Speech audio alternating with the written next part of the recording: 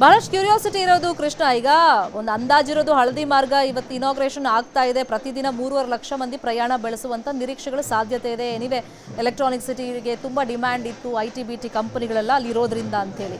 So ಈಗ 16 ನಿಲ್ದಾಣಗಳು ಬರ್ತಾವೆ ಇದ್ರ ಮಧ್ಯದಲ್ಲಿ.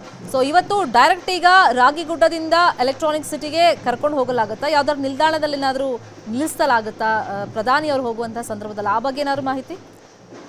ಶರ್ಮಿತಾ, ಕೇವಲವಾಗಿ ನರೇಂದ್ರ ಮೋದಿ ಅವರು ಏನು ರಾಗಿಗುಡ್ಡ ಮೆಟ್ರೋ ನಿಲ್ದಾಣ ಏನಿದೆ ಅಲ್ಲಿ ಉದ್ಘಾಟನೆ ಮಾಡಿದ ಕೂಡಲೇ ನೇರವಾಗಿ ಎಲ್ಲೂ ಕೂಡ ಅವರಿಗೆ ಎಲ್ಲೂ ಕೂಡ ಸ್ಟಾಪ್ ಮಾಡೋದಿಲ್ಲ. ಬದಲಾಗಿ ಎಲೆಕ್ಟ್ರಾನಿಕ್ ಸಿಟಿ ವರ್ಗೂ ಕೂಡ ಅವರು ಮೆಟ್ರೋದಲ್ಲಿ ಪ್ರಯಾಣವನ್ನು ಕೂಡ ಬೆಳೆಸ್ತಾರೆ. ಅಲ್ಲಿ ಎಲೆಕ್ಟ್ರಾನಿಕ್ ಸಿಟಿಯಲ್ಲಿ ಮೆಟ್ರೋ ನಿಲ್ದಾಣ ಮೆಟ್ರೋ ಎಂಡ್ ಆಗುತ್ತೆ. ಅಲ್ಲಿ ಇಳಿದ ನಂತರವಾಗಿ ನರೇಂದ್ರ ಮೋದಿ ಅವರು ನೇರವಾಗಿ IIT ಅಂದ್ರೆ ಏನು ವೇದಿಕೆ ಕಾರ್ಯಕ್ರಮದಲ್ಲಿ ಹೋಗೋದ್ರ ಮುಖಾಂತರವಾಗಿ ಅಲ್ಲಿ ರಾಜ್ಯದ ನಾಯಕರುಗಳು, ಮುಖ್ಯಮಂತ್ರಿ ಸಿದ್ದರಾಮಯ್ಯ, DK ಶಿವಕುಮಾರ್, ಕೇಂದ್ರ ಸಚಿವರುಗಳು ಮತ್ತೆ ಶಾಸಕರು ಮತ್ತೆ ಎಲ್ಲರೂ ನಾಯಕರುಗಳ ಜೊತೆ ಕಾರ್ಯಕ್ರಮದಲ್ಲಿ ಭಾಗಿಯಾಗೋದ್ರ ಮುಖಾಂತರವಾಗಿ ಈ ಒಂದು ಮೆಟ್ರೋ ಯೋಜನೆ ಮತ್ತೆ ಈ ಒಂದು ಮೆಟ್ರೋ ಆಗುವಂತ ಅನುಕೂಲತೆ, ಅದ್ರ ಜೊತೆಗೆ ಎಷ್ಟು ದಿನಗಳಿಂದ ವಿಳಂಬ ಆಗಿತ್ತು, ಮತ್ತೆ ಈ ಒಂದು ಈಗಾಗಲೇ ನರೇಂದ್ರ ಮೋದಿ ಅವರು ಕೂಡ ಬೆಂಗಳೂರಿಗೆ ಬರೋಕ್ ಮುಂಚಿತವಾಗಿ ಒಂದು ಟ್ವೀಟ್ ಅನ್ನು ಕೂಡ ಮಾಡಿದ್ರು.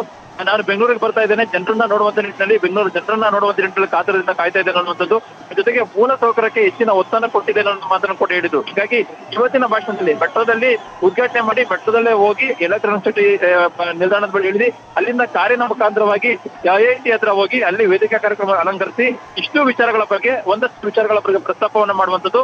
ಮತ್ತೆ ಬರುವಂತ ದಿನಗಳಲ್ಲಿ ಬೆಂಗಳೂರಿಗೆ ಇನ್ನೂ ಕೂಡ ಮೆಟ್ರೋ ಬೇರೆ ಬೇರೆ ಯೋಜನೆಗಳು ಕೂಡ ಇದೆ, ಮೆಟ್ರೋ ಮಾರ್ಗಗಳು ಅವಕಾಶ ಕೊಡಬೇಕು ಅನ್ನುವಂಥದ್ದು. ಅದಕ್ಕೂ ಕೂಡ ಎಲ್ಲ ಒಂದ್ ಕಡೆ ಒಂದಷ್ಟು ಶಂಕುಸ್ಥಾಪನೆ ನೀಡುವಂಥದ್ದು, ಅದಕ್ಕೆ ಒಂದಷ್ಟು ಅನುದಾನವನ್ನು ಕೊಡುವಂಥದ್ದು, ಒಂದಷ್ಟು ಸಿಹಿ ಸ್ಥಿತಿಗಳನ್ನು ಕೊಡುವಂತ ನಿಟ್ಟಿನಲ್ಲಿ ಕೂಡ ನರೇಂದ್ರ ಮೋದಿ ಅವರು ಮುಂದಾಗುವಂಥದ್ದು. ಹೀಗಾಗಿ ನರೇಂದ್ರ ಮೋದಿ ಅವರ ಭಾಷಣ ಕೂಡ ಅತ್ಯಂತ ಮಹತ್ವವನ್ನು ಪಡ್ಕೊಂಡಿದೆ. ಮತ್ತೆ ಬೆಂಗಳೂರಿಗೆ ಚಿತ್ರಿತವಾಗಿ ಒಂದಷ್ಟು ವಿಶೇಷವಾಗಿ ಒಂದು ಕುತೂಹಲ ಕೂಡ ಕೆರಳಿಸಿರುವಂಥದ್ದು. ಶರ್ಮಿತಾ, ರಾಜಕೀಯ ಅಫ್ಕೋರ್ಸ್ ಇದ್ದೇ ಇರುತ್ತೆ ಇದರಲ್ಲಿ. ಮೊನ್ನೆ ರಾಹುಲ್ ಗಾಂಧಿ ವಿಸಿಟ್ ಬಗ್ಗೆ ಏನೋ ಪ್ರಸ್ತಾಪ ಮಾಡುವಂಥ ಚಾನ್ಸಸ್ ಇರ್ಬೋದೇನೋ, ಅದು ನೋಡೋಣ ಭಾಷಣದಲ್ಲಿ ಯಾವ ವಿಷಯಗಳು ಪ್ರಸ್ತಾಪ ಆಗುತ್ತೆ ಅಂತೇಳಿ. ಮುಖ್ಯವಾಗಿ ಈಗ ಅಭಿವೃದ್ಧಿ ವಿಷಯವಾಗಿಯೇ ನರೇಂದ್ರ ಮೋದಿ ಅವರು ಬಂದಿರೋದು ಬೆಂಗಳೂರಿಗೆ. ಬಟ್ ರಾಗಿಗುಡ್ಡದಲ್ಲಿ ಒಂದು ಸ್ವಲ್ಪ ಉತ್ಸಾಹ ಜಾಸ್ತಿಯಾಗಿ ಕಾಣಿಸ್ತಾ ಇದೆ ಕೃಷ್ಣ ನಮಗೆ. ಯಾಕಂದರೆ ಪುಷ್ಪಾರ್ಚನೆ ಮಾಡೋದಿರ್ಬೋದು, ಜನರ ಒಂದು ಜಯಘೋಷಗಳಿರ್ಬೋದು, ಆ ಉತ್ಸಾಹ ಹೆಂಗೆ ಕಂಡು ಬರ್ತಾ ಇದೆ ಅಲ್ಲಿ? ಶರ್ಮಿತಾ, ಬೆಂಗಳೂರು ರಾಗಿಗುಡ್ಡ ಏನಿದೆ ಸ್ಥಳ, ಇದು ಬೆಂಗಳೂರು ಏನು ತೇಜಸ್ವಿ ಸೂರ್ಯ ಪ್ರತಿನಿಧಿಸುವಂತ ಕ್ಷೇತ್ರ. ಹಾಗಾಗಿನೇ ಈ ಭಾಗದಲ್ಲಿ ಬಿಜೆಪಿ ಕಾರ್ಯಕರ್ತರು ಮತ್ತೆ ಬಿಜೆಪಿ ಭದ್ರಕೋಟೆ ಅಂತ ಹೇಳ್ಬೋದು. ಇಲ್ಲೊಂದ್ ಕಡೆ ನರೇಂದ್ರ ಮೋದಿ ಅವರಿಗೆ ಈ ಭಾಗದಲ್ಲಿ ಹೆಚ್ಚಿನ ಬಲವನ್ನ ಕೊಡಬೇಕು, ಅವರಿಗೆ ಉತ್ಸಾಹವನ್ನ ಹೆಚ್ಚಿನ ಸಂಖ್ಯೆಯಲ್ಲಿ ಶಕ್ತಿಯನ್ನ ಕೊಡಬೇಕು ಅನ್ನೋ ನಿಟ್ಟಿನಲ್ಲಿ ಕಾರ್ಯಕರ್ತರು ಈಗ ಹೆಚ್ಚಿನ ಪ್ರಮಾಣದಲ್ಲಿ ಬಂದಿರುವಂತದ್ದು. ನೀವು ಹೇಳ್ದಂಗೆ, ನೀವು ಗಮನಿಸಿದ ಆದಂಗೆ ಇಲ್ಲ ಒಂದ್ ಕಡೆ ನರೇಂದ್ರ ಮೋದಿ ಅವರು ಬಂದ ಕೂಡಲೇ ಇಲ್ಲ ಒಂದ್ ಕಡೆ ದೊಡ್ಡ ಮಟ್ಟದಲ್ಲಿ ಅವರಿಗೆ ಪುಷ್ಪಾರ್ಚನೆಯನ್ನ ಮಾಡುವಂತದ್ದು, ಅವ್ರಿಗೆ ಅದ್ದೂರಿಯಾಗಿ ಸ್ವಾಗತವನ್ನ ಕೋರುವಂತದ್ದು, ಮತ್ತೆ ವಿವಿಧ ದೇವರುಗಳ ಮುಖಾಂತರವಾಗಿ ಒಂದ್ ರೀತಿ ಮೆರವಣಿಗೆ ಮಾಡುವಂತದ್ದು, ಹೀಗೆ ಈ ರೀತಿಯಿಂದ ಸಂಭ್ರಮ ಇಲ್ಲಿ ಕಾಣ್ತಾ ಇರುವಂತದ್ದು. ಈಗಾಗಲೇ ಸ್ಥಳೀಯ ಜಯನಗರ ಭಾಗದ ಶಾಸಕರಾಗಿರ್ತಕ್ಕಂಥ CK ರಾಮಮೂರ್ತಿ ಅವರು ಕೂಡ ಇದರ ನೇತೃತ್ವವನ್ನು ಕೂಡ ವಹಿಸಿಕೊಂಡಿದ್ದಾರೆ. ಮತ್ತೆ ವಿರೋಧ ಪಕ್ಷದ ನಾಯಕರಾಗಿರ್ತಕ್ಕಂಥ ಅಶೋಕ್ ಅವರು ಕೂಡ ಈಗ ತಾನೇ ಈ ಒಂದು ಕಾರ್ಯಕ್ರಮದಲ್ಲಿ ಇರುವಂತದ್ದು. ಈ ಭಾಗದಲ್ಲಿ ಹೆಚ್ಚಿನ ಪ್ರಮಾಣದಲ್ಲಿ ಕೆಲವೊಂದ್ ಕಡೆ ಕಾರ್ಯಕರ್ತರು ಮತ್ತೆ ಜನರನ್ನ ಸೇರಿಸೋದ್ರ ಮುಖಾಂತರವಾಗಿ ಒಂದು ರೀತಿ ಒಗ್ಗಟ್ಟು ಪ್ರದರ್ಶನ ಮಾಡುವಂತದ್ದು. ಮತ್ತೆ ನರೇಂದ್ರ ಮೋದಿ ಅವರು ಬಂದಂತ ಸಂದರ್ಭದಲ್ಲಿ ಸಹಜವಾಗಿನೇ ಈ ಭಾಗಕ್ಕೆ ಈಗಾಗಲೇ ಈ ಒಂದು ಮೆಟ್ರೋ ಯೋಜನೆ, ಹಳದಿ ಮಾರ್ಗ ಯೋಜನೆ ಇದೆ, ಇದು ಸಾಕಷ್ಟು ಅನುಕೂಲತೆಯನ್ನ ಈಗಾಗಲೇ ಮಾಡ್ಕೊಟ್ಟಿದೆ ಅನ್ನುವಂಥದ್ದು. ಯಾಕಂದ್ರೆ ಈ ಭಾಗದಲ್ಲಿ ಟ್ರಾಫಿಕ್ ಹೆಚ್ಚಿನ ಪ್ರಮಾಣದಲ್ಲಿ ಇದೆ. ಮತ್ತೆ ಈ ಭಾಗದಲ್ಲಿ ಉದ್ಯೋಗಗಳು ಕೂಡ ಮತ್ತೆ ಸಾಫ್ಟ್ವೇರ್ ಕಂಪನಿಗೆ ಹೋಗುವಂತ ಉದ್ಯೋಗಗಳಾಗಿರ್ಬೋದು, ಮತ್ತೆ ಈ ಭಾಗದಲ್ಲಿ ಕೆಲಸಕ್ಕೆ ಹೋಗುವಂತ ನೌಕರರಾಗಿರ್ಬೋದು ಸಾಕಷ್ಟು ಸಂಖ್ಯೆಯಲ್ಲಿ ಕೂಡ ಬರ್ತಾರೆ. ಅವ್ರ ನಿತ್ಯ ಟ್ರಾಫಿಕ್ ಸಮಸ್ಯೆಯಿಂದ ಹೆಚ್ಚಿನ ಪ್ರಮಾಣದಲ್ಲಿ ಕಷ್ಟಗಳನ್ನು ಕೂಡ ಅನುಭವಿಸ್ತಾರೆ. ಹಾಗಾಗಿನೇ ಇದನ್ನ ತಪ್ಪಿಸುವಂತ ನಿಟ್ಟಿನಲ್ಲಿ ಈ ಒಂದು ಯೋಜನೆ ಅತ್ಯಂತ ಮಹತ್ವವನ್ನು ಪಡ್ಕೊಂಡಿದೆ.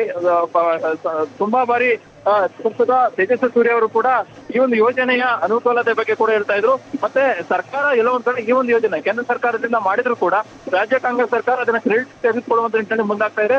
ಮತ್ತೆ DK ಶಿವಕುಮಾರ್ ಅವರೇ ನೇರವಾಗಿ ಈಗಾಗಲೇ ಕಾಲ್ತುಳಿತ ಕೇಸ್ RCB ವಿಜಯೋತ್ಸವ ಸಂದರ್ಭದಲ್ಲೂ ಕೂಡ ಅದನ್ನೇ ಕ್ರೆಡಿಟ್ ತೆಗೆದುಕೊಂಡಿದ್ರು. ಅದೇ ರೀತಿಯಾಗಿ ಮಾಡ್ತಾ ಇದ್ರು ಒಂದು ಆಪಾದನೆ ಕೂಡ ಇಲ್ಲೊಂದ್ ಕಡೆ ಕೌಂಟರ್ ಆಗಿ ತೇಜಸ್ವಿ ಸೂರ್ಯ ಅವರು ಕೊಟ್ಟಿದ್ರು. ಹೀಗಾಗಿ ಈಗ ನರೇಂದ್ರ ಮೋದಿ ಅವರು ಈ ಭಾಗಕ್ಕೆ ಬಂದಂತ ಸಂದರ್ಭದಲ್ಲಿ ಆ ಒಂದು ಯೋಜನೆ ಈ ಭಾಗಕ್ಕೆ ಎಷ್ಟು ಮಟ್ಟಿಗೆ ಅನುಕೂಲ ಆಗಿದೆ ಅನ್ನೋ ಒಂದು ಸಂದೇಶವನ್ನು ಕೊಡುವಂತ ನಿಟ್ಟಿನಲ್ಲಿ ಈ ಬಿಜೆಪಿ ಕಾರ್ಯಕರ್ತರು ಮತ್ತೆ ಜನರು ಹೆಚ್ಚಿನ ಪ್ರಮಾಣದಲ್ಲಿ ಜಮಾಯಿಸಿರುವಂತದ್ದು. ಮತ್ತೆ ನರೇಂದ್ರ ಮೋದಿ ಅವರಿಗೂ ಕೂಡ ದೊಡ್ಡ ಮಟ್ಟದಲ್ಲಿ ಸ್ವಾಗತವನ್ನ ಕೋರಿರುವಂತದ್ದು. ಶರ್ಮಿತಾ, ಬಹಳ ಮುಖ್ಯವಾಗಿ ಕೃಷ್ಣ, ಈಗ ಶಂಕುಸ್ಥಾಪನೆಯನ್ನ ಈ ಹಿಂದೆ ಫೇಸ್ 2ಗೆ ಅಂದ್ರೆ ಹಳದಿ ಮಾರ್ಗದ ಮೆಟ್ರೋ ಸೇವೆಗೆ ನರೇಂದ್ರ ಮೋದಿ ಅವರೇ ಶಂಕುಸ್ಥಾಪನೆ ಮಾಡಿದ್ರು. ಇದೀಗ ಆ ಲೇನ್ ಅನ್ನ ಅವರೇ ಉದ್ಘಾಟನೆ ಮಾಡ್ತಾ ಇದ್ದಾರೆ. ಎಷ್ಟೋ ಸಂದರ್ಭದಲ್ಲಿ ನಾವು ನೋಡ್ತೀವಿ ಸರ್ಕಾರಗಳು ಬದಲಾಗ್ಬೋದು ಅಥವಾ ನಾಯಕತ್ವ ಬದಲಾಗ್ಬೋದು, ಇಂಥದ್ದೆಲ್ಲ ಬದಲಾವಣೆಗಳ ಮಧ್ಯದಲ್ಲಿ ಅವರೇ ಶಂಕುಸ್ಥಾಪನೆ ಮಾಡಿದ್ರು, ಅವರೇ ಈಗ ಚಾಲನೆ ಕೊಡೋದಕ್ಕೆ ಅಥವಾ ಉದ್ಘಾಟನೆಗೂ ಬರ್ತಾ ಇದ್ದಾರೆ. ಅದೆಷ್ಟು ವಿಶೇಷತೆ? ಖಂಡಿತವಾಗ್ಲೂ ಶರ್ಮಿತಾ, ಈಗಾಗಲೇ ಈ ಭಾಗದಲ್ಲಿ ನಾನು ಆಗ್ಲೇ ಹೇಳಿದಂಗೆ ಬಿಜೆಪಿ ಭದ್ರಕೋಟೆ ಆಗಿರುವಂತದ್ದು, ಮತ್ತೆ ಈ ಭಾಗದಲ್ಲಿ ಹೆಚ್ಚಿನ ಪ್ರಮಾಣದಲ್ಲಿ ಬಿಜೆಪಿ ಕಾರ್ಯಕರ್ತರು ಮತ್ತೆ ಬಿಜೆಪಿ ಪರವಾಗಿ ಮತದಾರರು ಇದ್ದಾರೆ ಅನ್ನುವಂಥದ್ದು. ಹಾಗಾದ್ರೆ ಈ ಭಾಗದಲ್ಲಿ ಹೆಚ್ಚಿನ ಪ್ರಮಾಣದಲ್ಲಿ ಅವಕಾಶ ಕೊಡಬೇಕು, ಅನುಕೂಲತೆಯನ್ನು ಮಾಡ್ಕೊಡ್ಬೇಕು ಅನ್ನೋ ನಿಟ್ಟಿನಲ್ಲೇನೆ ಈಗಾಗಲೇ ಏನು RV ರಸ್ತೆಯಿಂದ ಬೊಮ್ಮಸಂದ್ರದವರೆಗೆ ಈಗಾಗಲೇ ಹಳದಿ ಮೆಟ್ರೋವನ್ನ ಮಾಡಿರುವಂತದ್ದು ಈ ಒಂದು ಭಾಗದಲ್ಲಿ. Fine, thank you Krishna. ಈ ಕ್ಷಣದ ಮಾಹಿತಿಗೆ ಹಳದಿ ಮಾರ್ಗದ ಮೆಟ್ರೋ ಲೇನ್ ಸೇವೆಗೆ ಚಾಲನೆ ಕೊಡೋದಕ್ಕೆ ಕೌಂಟ್ ಡೌನ್ ಶುರುವಾಗಿದೆ. ಆ ಬಗ್ಗೆ ಮಾಹಿತಿ ಕೊಡ್ತಾ ಹೋಗ್ತೀವಿ. ಚಿಕ್ಕದೊಂದು ಬ್ರೇಕ್ ಆದ